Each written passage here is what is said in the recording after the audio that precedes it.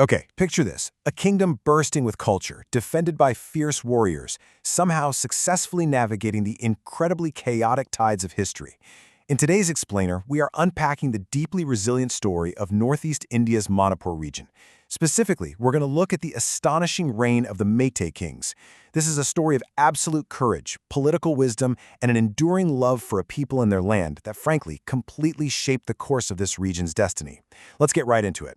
2,000 years. Originating from the fertile plains of the Manipur Valley, the Meitei kings, who are also known as the Nintuhaijo dynasty, held sway over this region for nearly 2 millennia. I mean, just think about that for a second. From the 1st century AD all the way to the late 18th century, they maintained their rule.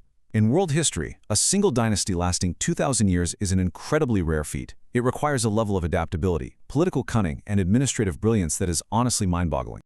Okay, let's dive into this with Section 1, Roots of a Kingdom. While the dynasty's early origins are kind of steeped in prehistoric legend, a monumental turning point happens right at 33 AD, with the ascension of the very first king, Nongda Layer Pakungba. His foundational rule essentially laid the groundwork for a truly long-lasting state. Fast forward a bit to the early 12th century, and we hit the reign of King Loyumba. The Meitei kings were always known for their keen sense of statecraft, constantly balancing the needs of incredibly diverse subjects with their own ambitions for expansion. And King Loyumba, he was an absolute master of this delicate balancing act. Under King Loyumba, we see the creation of the Loyumba Shinyen. Now, this wasn't just your basic set of rules. It was a massive, comprehensive compendium of laws that essentially codified every single aspect of Meitei society. We're talking about everything here, from the strict protocols of warfare all the way down to everyday social etiquette and local economic practices. By introducing this sweeping administrative reform, King Loyumba created a highly structured, stable framework. And this specific legal stability is exactly what set the stage for a period of immense prosperity across the entire kingdom. Moving right along to Section 2, Architects of the Golden Age. Now, what's really interesting here is the sheer duality of a leader like King Kajumba. On the one hand, he was a fiercely uncompromising warrior king. He successfully protected Manipur from foreign forces and aggressively expanded its territories. In fact, his military exploits are literally still sung about in folklore today. But then, on the other hand, he was this incredibly delicate patron of the arts. He commissioned grand temples. He financially supported poets, sculptors, craftsmen, the whole shebang. It's this exact balance, the sword in one hand and the paintbrush in the other, that made these kings the true architects of Manipur's golden age. Which brings us to Section 3, the geopolitical chessboard. So, Manipur was positioned directly on the crossroads of South and Southeast Asia. It served as a crucial link between the Indian subcontinent and the Far East. Now, this geographic reality was the ultimate double-edged sword. On one side, it brought incredible opportunities for lucrative trade, immense wealth, and deep cultural exchange. But simultaneously, it made them a highly vulnerable, prized target for literally every expanding empire in the surrounding region. So, how exactly do you survive when you are surrounded by giants? Well, you forge a web of survival. To the west, you have the mighty Mughals, a massive existential threat. To the east, the encroaching Burmese, another huge threat. To balance these terrifying realities, the Meitei kings utilized a highly shrewd and adaptive foreign policy. They forged vital, strategic alliances with the Ahom Kingdom of Assam as well as the Tripura Kingdom. These alliances, which were very often sealed by matrimonial ties, created the necessary buffer zones that allowed Manipur to maintain its autonomy against total external domination. It's ancient geopolitical chess at its absolute finest. Next up, Section 4, Waves of Transformation. Let's move on and see exactly how this builds across 3 distinct steps of societal evolution.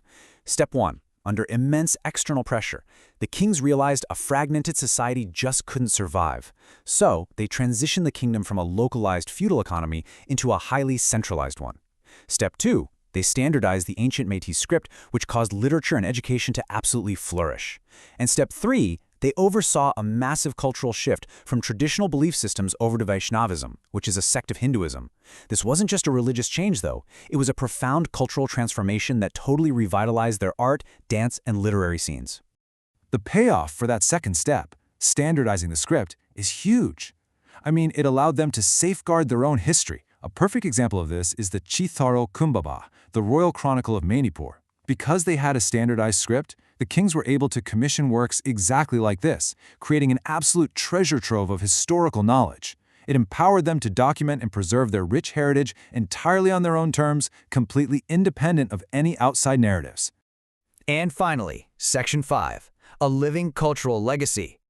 The transformations driven by the Meitei kings aren't just dusted-off facts sitting in some history book. They are deeply woven into the vibrant, living culture of modern-day Northeast India.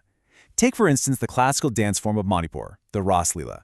It is this enchanting blend of grace, vigor, and tales of divine love. But this didn't just appear out of thin air. It was passionately nurtured and sponsored directly by the royal court.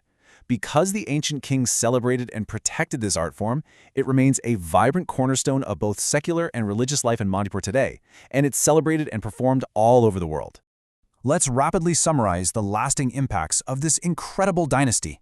They laid the centralized administrative foundations for the modern political structure. They ensured a thriving classical art and literature scene. They forged a sovereign national identity that fiercely resisted external domination. And incredibly, they acted as a vital cultural bridge, uniting the diverse traditions of the plains and the hills. So, the crucial point is this: the resilience, the diplomacy, and the cultural passion of these kings absolutely define the modern fabric of the region.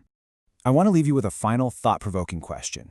How does a 2,000-year-old dynasty continue to act as the beating heart of a modern cultural identity today?